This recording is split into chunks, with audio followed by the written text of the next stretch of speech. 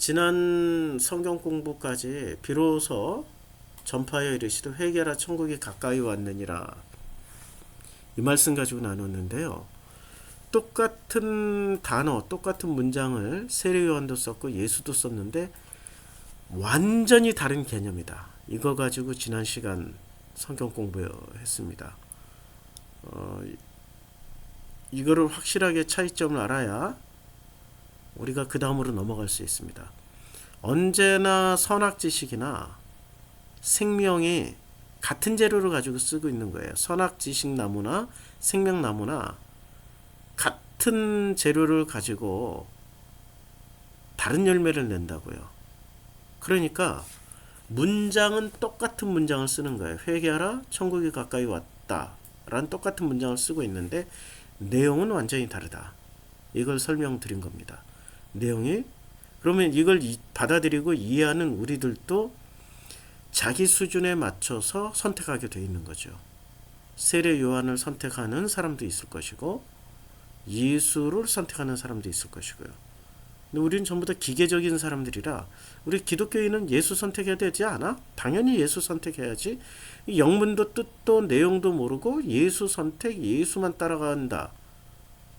오히려 그런 사람들이 세례 요한의 뒤를 따라가고 있는, 세례 요한의 길을 가고 있는 사람들일 가능성이 높다. 왜냐면 영문도 내용도 뜻도 모르고 무조건 따라가니까. 그게 위험한 거죠. 자, 4장 18절. 갈릴리 해변에 다니시다가, 여기서 중요한 게 다니시다가예요. 다니시다가. 4장 18절에 이제 마태복음 4장 18절에 다니시다가를 한번 찾아보자고요. 이 다니시다라는 단어가 뭐 다니시다가 이렇게 보시니 갈릴리에 주로 다니시다가 이 단어가 그 페리파테오인데 뭐 주위를 걷다, 두루 다니다. 그러니까 두루 다니다 상징적으로 동료나 숭배자로서 살다, 행동하다, 따르다, 종사다 뭐 이런 뜻인데 요게 어디서 쓰여졌는지 한번 볼까요? 페리파테오가. 그러니까 요게 9장 5절에서도 내 죄사함을 받았느니라 하는 말과 일어나 걸어가라. 그러니까 걸어가라. 요때 걸어가라. 페리파테오는 기본적으로 걸어가는 거예요. 그리고 소경이 보며 앉은뱅이가 걸으며 이때 걸으며 앉은뱅이가 일어나서 걷는 거. 그러니까 이 걷는다라는 게 페리파테오는 기본적으로 장착되어 있는 거예요. 걷는다. 그리고 밤 사경에 예수께서 바다 위를 걸어서 이때 걷는데 걷는 거는 한순간 걷는 게 아니라 계속 걸어왔던 거죠. 시제에 따라서 달라질 수 있다. 걷는다. 자, 제자들이 그 바다 위로 걸어오심을 보고 요게 페리파테오. 14 이게 다 똑같은 거 15장 벙어리가 말하고 불구자가 건전하고 쩔뚝발이가 걸으며 요때 걸으며 요게 페리파테오. 그러니까 페리파테오라는 말은 일단 걸어 다닌다. 그러니까 갈릴리 해변에 페리파테오 이제 걷는 거예요. 걸어 다니는데 요 걸어 다니다가가 한 방에 한 큐에 단 한 번에 성공한다 라고들 다 생각하는데 그렇지 않을 가능성이 높다. 오랜 시간 걸어 다녔을 것이다. 걸어 다니면서 눈여겨보았을 것이다. 우린 자꾸 신부주의를 끌어들여 가지고 예수는 하나님의 아들이시고 하나님이시니까 한 방에 사람의 겉과 속을 다 꿰뚫어보는 신비한 능력을 가졌다. 이렇게 생각하는데요. 그럼 인간으로 오셨던 목적 자체를 상실하게 되는 겁니다. 인간으로 오셨다라는 것은 인간이 우리처럼 한계와 어떤 그 상황과 그 전체적인 조건 속에서 할 수 있는 것도 있고 할 수 없는 것도 있단 말이에요. 그런 상황에서 신비로 하나님의 그 능력으로 일을 해결해 버리면 인간으로 오셨다라는 게 큰 의미가 사라지는 거죠. 그냥 인간의 한계, 나와 똑같이 살았기 때문에 아, 예수는 정말 내가 믿을만 하겠구나라는 생각을 할 수 있게 되는 거잖아요. 그러니까 갈릴리 해변에 다니시다가 요 장면에서 인간적인 상황과 조건의 한계를 가지고 있었던 그 인간 예수의 한 면모를 봐야죠. 이걸 이 다니시다가 요런 장면에 우리는 꽂히지 않고 어디에 꽂히냐면 나를 따라오라 했더니 곧 그물을 버려두고 예수를 따르느니라. 요런 말에 더 꽂혀요. 곧, 야, 어떻게 예수를 만나자마자 곧 그물을 버려두고 예수를 따라가냐? 우와, 이거 정말 놀라운 능력이다. 와, 이건 신급이다, 신급. 그래서 예수는 하나님이시고, 그래서 예수는 우리가 믿어야 돼. 이런 식으로 초점 맞추고 가면요, 예수가 바알하고 다른 면이 하나도 없어져요. 그냥 바알이라고, 바알. 바알을 사람들이 왜 믿어요?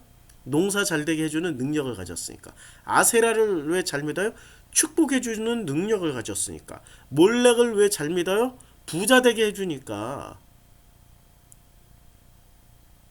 신급 능력을 가졌다라고 믿었기 때문에 바알을 믿어주고 아세라를 믿어주고 몰렉을 믿어줬던 거 아니에요?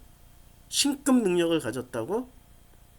바로 이런 장면에서 야, 곧 그물을 버려두고 예수를 따르는 거 보니까 신급 능력을 가졌던 예수구나. 여기에 초점 맞춰서 예수 믿는다면 믿지 마세요. 그냥 저 절로 가시고 그냥 바알이나 아세라나 몰렉 믿으세요.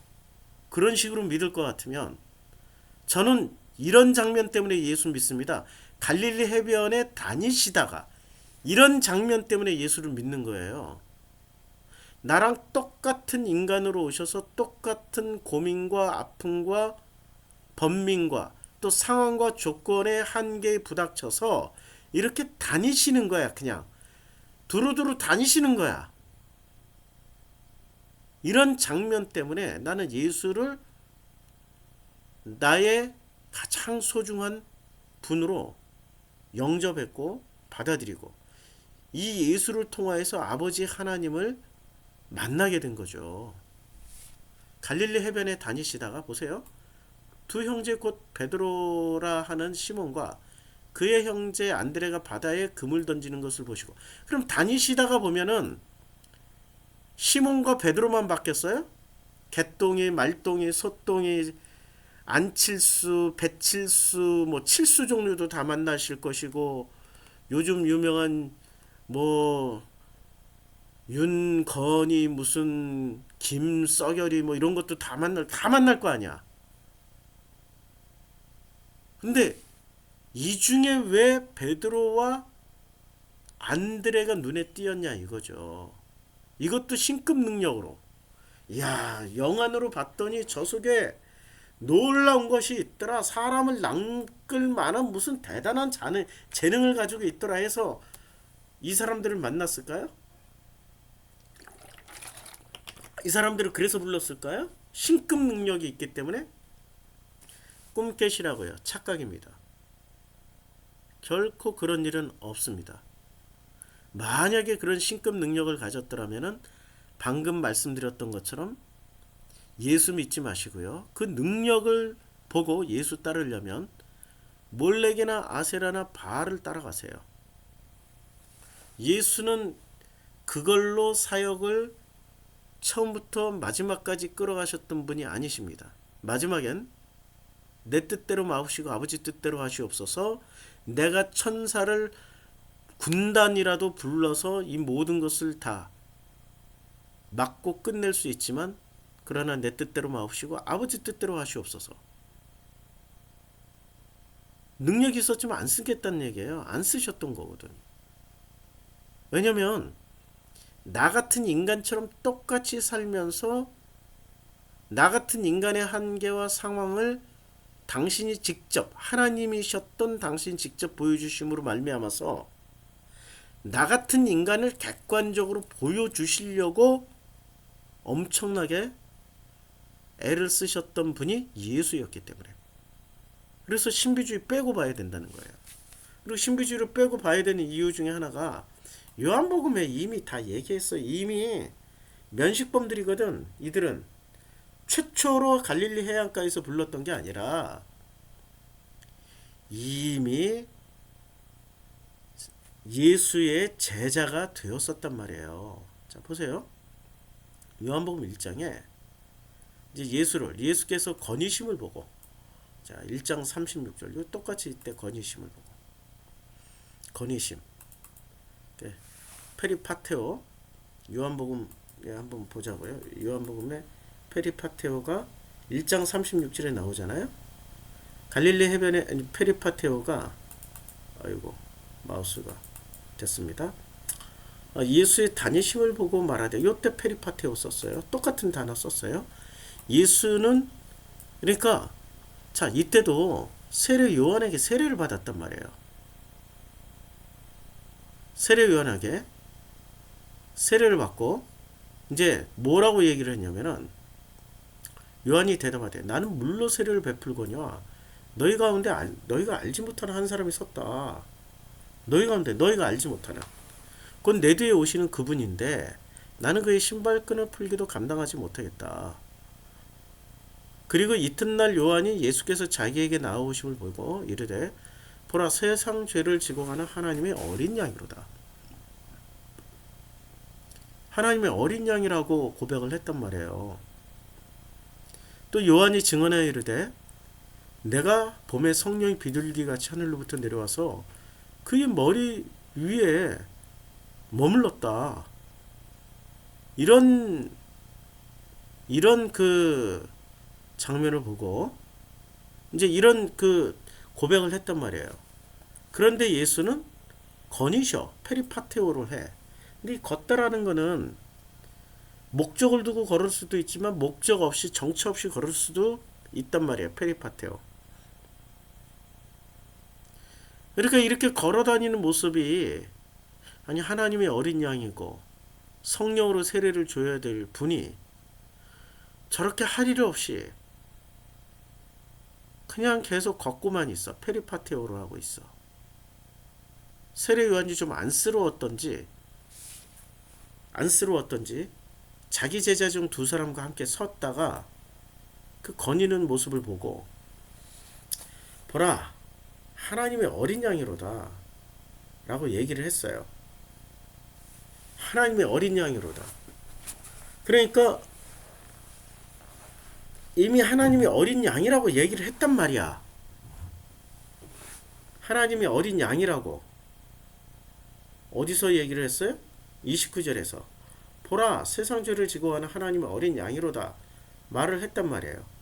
그런데 더 놀라운 건 제자 중 두 사람과 함께 섰는데, 세례 요한이 하나님의 어린 양이로다 말하기 전까지는 예수가 하나님의 어린 양인지 몰랐다고.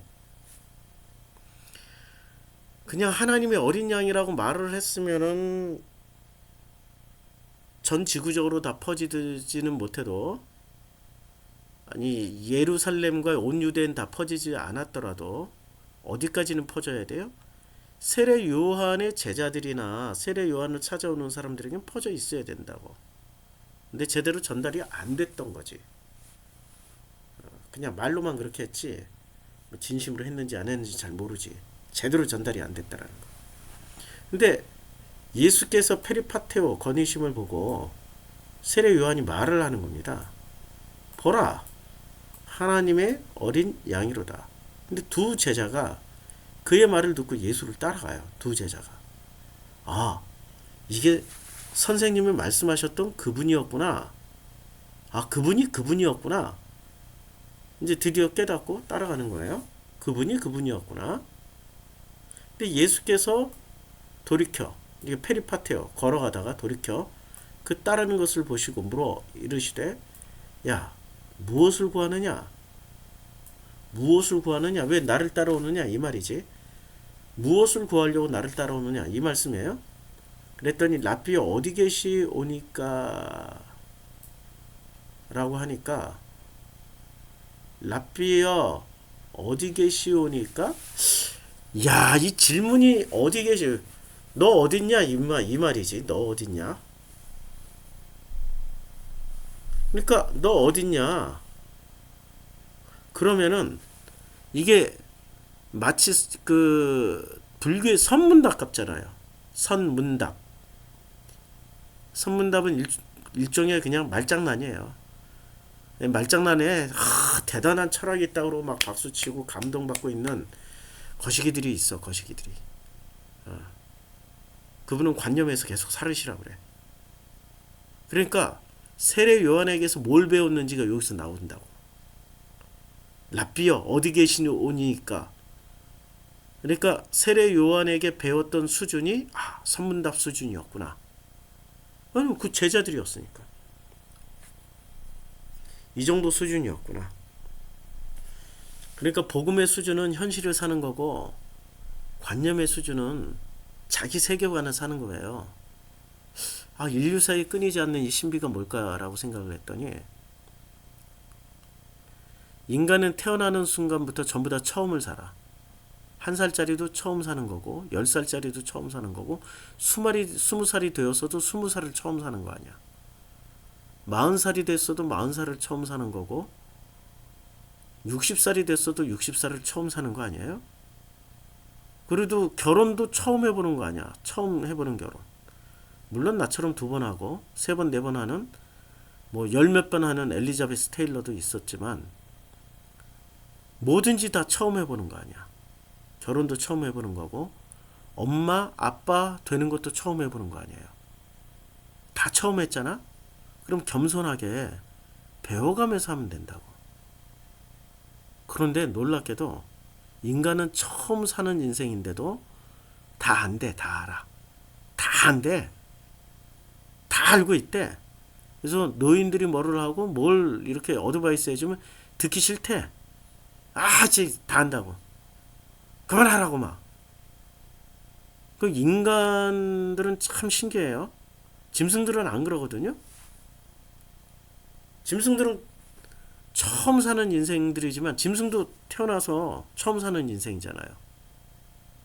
짐승들이 지금 2021년 9월 22일 저녁 10시 45분을 처음 맞는 거잖아. 지금 살고 있는 모든 생명체들은. 근데 누가 가르쳐 주거나 누가 어드바이스 해주면은 뭐 하지도 않아. 근데 만약에 해준다면 짐승들은 그건 듣고 말아요. 근데 인간들은 꼭 저항을 해. 왜 저항을 할까? 10살짜리가 30살 먹은 엄마 아버지가, 아니 30 훨씬 넘었지. 엄마 아버지가 어드바이스 해주잖아요. 그러면 막 극렬 저항을 해. 특히 중2병 걸린 애들한테 얘기하면 이렇게 위아래로 내리깔면서 아유 세상 좆도 모르는 것들이 꼰대짓 하고 있네 이러고 쳐다봐. 꼰대짓 한다고 위아래로 내리깔면서 지들이 세상의 중심이고 세상 다 알아. 아니 인간은 왜 그럴까? 그 참 신기하지 않아요? 그게 바로 태어나면서부터 만들어진 그 어떤 성장 과정에서 만들어진 어떤 관념을 절대화시키기 위해서, 그걸 무너뜨리지 않기 위해서, 그 관념 안에선 자기가 행복해. 절대 행복해. 완전 행복해. 관념 안에선 자기가 히어로고 영웅이고, 관념 안에선 자기가 신데렐라고 공주이고 왕자이고 무조건 행복해. 절대 행복해. 완전 행복해. 완전 기뻐. 너무 재미나. 즐거워. 근데 엄마가 와서 말하는 순간 이게 깨져. 그러니까 중2병 걸린 애들처럼 위아래로 깔아 내려보면서 지랄하고 있네 속으로. 아니면 또 어떤 애들은 진짜 그렇다고 대놓고 지랄하고 있네. 근데 자기가 만들어 놓은 세계관을 이렇게 나이 먹고 60쯤 돼서 되돌아보면 너무 쪽팔려. 그때 내가 왜 그랬을까? 막 죽고 싶을 정도로 쪽팔리고 이상해. 내가 왜 그랬는지. 그때 시절 생각하면. 근데 그때는 그게 오라. 무조건 오라. 완전 오라. 진짜 오라. 진짜 옳기 때문에 중2병 환자로 살아도 하나도 안 이상한 거야. 인간은 왜 이럴까요? 인간은 짐승과 다르게 선악 지식을 취했거든. 선악 지식을 먹었기 때문에 스스로 신이 되어 있어서 언제나 오라. 그 10살 때, 20살 때 가졌던 그 세계관, 그때 가졌던 판단 기준을 보면 60살, 70살 돼서 되돌아봤을 때 쪽팔려 죽겠잖아. 근데 왜 그게 완전 옳고 절대 옳을까? 그게 바로 스스로 신이 되어 있는 인간의 증거이기 때문에 그래요. 그거는 무조건 깨져야 돼. 언제 깨지냐면 그 관념은 현실을 살 때 깨져요. 나는 왕자야 공주야, 그 관념 안에서는 자기는 완전 히어로야, 영웅이야. 근데 대학 졸업하고 군대 제대하고 혹은 여학생들은 사회 첫 발을 내딛는 그 순간부터 현실을 살기 시작해요. 자기 관념이 깨져나간다고. 어떤 찔기고 독한 것들은 그 관념을 40, 50, 60까지 가져간다. 그리고 자기 자식을 그 관념으로 또 만들어낸다. 재생산해낸다. 그것이 바로 창세기 4장의 족보라고. 그분들은 자기 관념을, 그래서 조상들이 돼. 그 관념의 한 대가가 돼가지고 그걸 끊임없이 그 족보의 재생산을 해요. 창세기 4장의 족보예요. 근데 창세기 5장의 족보는 현실을 살아가는 족보라고요. 마태복음 1장 우리 족보 공부했잖아요. 현실을 살아가는 분들만 등장하셨잖아. 다윗 보세요. 다윗, 밧세바와 동침했던. 그러니까 우리아의 아내에게서 솔로몬으로 낳았다라고 얘기하잖아요. 우리아의 아내에게서. 그러니까 현실을 직시하게 해준다고. 마태복음 1장 족보는. 그렇잖아요? 그러니까 복음은 뭐냐면 관념을 살던 우리가 처음 관념으로 세팅되어서 이 세상을 완벽하다고 생각하면서 살아가는 우리가 만들어 놓은 관념이 처참하게 깨지게 해주는 게 복음의 역할이라고요. 그게 복음의 능력이라고. 그래서 이 현실이라는 데 눈을 뜨면서 나는 신이 아니었구나. 나는 하나님이 아니었네. 나는 피조물에 불과하네. 그래서 하나님의 은혜 없이는 못 살고 하나님이 나와 동행해 주시지 않으면은 단 한순간도 살 수 없는 게 바로 나였네. 라는 걸 깨달으며 하나님 살려주세요. 그리고 나를 업고 가주시는 하나님 감사해요. 라고 고백하며 그렇게 사는 게 그게 복음으로 하나님과 동행하며 사는 사람들의 특징이라고요. 자, 그런데 이게 지금 랍비 어디 계시오니까 이게 이런 선문답을 하잖아요. 이게 바로 여자가 낳은 자 중에 최고인 선생이 가르쳐준 결과물이야. 그러면 예수는 어떻게 대답하냐? 선문답으로 대답해 줄까요? 그렇게 안 해요. 야, 와서 봐. 와서 보라니까? 야, 니처럼 구체적으로 현실을 와서 봐. 이렇게 얘기해 주잖아. 선문답에 현실로 대안을 제시해 버려요. 그러므로 그들이 가서 예수 계신 데를 보고 그날 예수 계신 데를 봤어. 거기에 뭐가 있었는지 몰라. 근데 그날 가서 본 결과 함께 거하니 때가 10시쯤 되었더라. 오랜 시간 같이 있었어요. 현실 체험을 하게 된 거예요. 요한의 말을 듣고 예수를 따르는 두 사람 중에 하나는 시몬 베드로의 형제 안드레예요. 안드레야.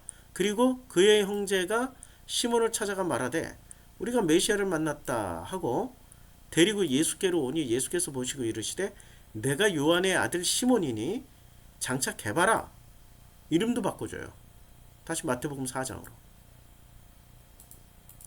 마태복음 4장 갔더니 세상에 지금 마태복음 4장이어야 되는데 요한복음 4장을 폈네. 마태복음 4장에 갔더니 갈릴리 해변에 다니시다가 다니셨어요.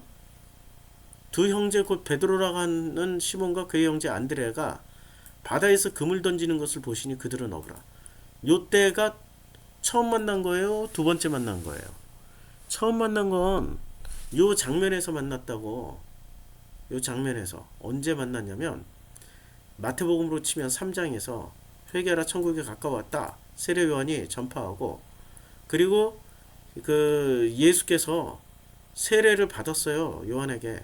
요한이 말려 이르되 내가 당신에게 세례를 받아야 되는데 어떻게 당신 내게로 오시나이까 뭐 그래가지고 예수께서 세례를 받으시고 그 물에서 올라오실세 하늘로부터 소리 있어.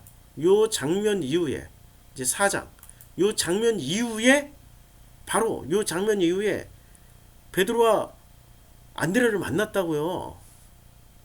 베드로와 안드레를 만났다고. 근데 베드로와 안드레를 만났는데 요한이 잡혔음을 들으시고 나서부터 사역 시작하신 거예요. 그러니까 요한이 잡히기 전까지는 사역을 하셨다 안 하셨다? 안 하셨어. 근데 지금 요한복음 1장에서의 장면은 요한이 아직 안 잡혔어. 근데 예수를 따라다니기 시작했어. 누가? 안드레하고 베드로가 예수를 따라다니기 시작했다고. 예수를 따라다니기 시작한 게 문제야. 따라다녔는데 이것들의 대가리는 선문답의 선악지식의 선문답의 놀이에 그 관념 시스템 안에 그 안에 들어가면 행복해. 다 된 것 같아. 뭔가 이루어진 것 같아. 막 이거 듣고 있으면 선문답 하고 있으면 스승 요한하고 선문답 하고 있으면 막 뭔가 쾌감이 일어나고 기쁨이 일어나고 행복이 막 일어나는 것 같아. 근데 예수하고 와서 보라 가서 봤더니 처음에는 이건 뭐 새로운 신박한 것이 나오고 뭐 대단한 것이 있는데 근데 시간이 지날수록 재미가 없어져. 행복하지도 않아. 뭐가 지루해지기 시작해. 자꾸 현실 얘기하고 자꾸 사는 것에 대해서 얘기하고. 근데 스승 요한 선생님은 회개하라 천국에 가까웠다. 그리고 막 바리새 사두개 오면 조져. 얼마나 통쾌해. 세리들 오면 막 조져. 얼마나 통쾌해. 민족의 배신자 민족의 반역자 세리들을 저렇게 꾸짖을 수 있는 얼마나 통쾌해. 조져. 군인들이 와도 막 조져. 얼마나 그게 현실인 것 같아. 막 조지는 게 현실인 것 같고 그게 바로 능력 같아 보이고 그러니까 도로 가버렸지 뭐. 근데 세례 요한이 근데 그 사이에 자기네들도 뭔가 바뀌어 있어. 예수랑 만나서 얘기했고 뭐 지냈던 시간 안에 자기도 모르게 뭔가 바뀌어 있는데 그 바뀐 상태로 세례 요한한테 가서 이 과거에 관념 시스템이 예수 만나서 깨지기 전까지는 신박하게 그냥 세례 요한하고 있었던 시간이 즐겁고 행복하고 기뻤는데 다시 가서 보니까 뭔가 또 밋밋해. 진짜 예수 만났던 그 시간 동안에 자기네들이 가졌던 관념이 깨져나가 버린 거예요. 금이 간 거야. 그냥 금이 갔어. 완전히 깨지진 않고 그 금이 간 틈으로 뭐가 실실실실 새어나오고 나서 보니까 세례 요한하고 함께 지내는 것도 전처럼 행복하지도 않고 즐겁지도 않고 에이씨 기왕 이렇게 된 건 뭐 재미도 없고 고기나 잡으러 가자 하고 고기나 잡으러 갔던 거지 뭐. 그게 지금 베드로하고 안드레 얘기예요. 그러니까 예수께서 그냥 다니시다가 단어 여기 나오잖아요. 페리파테오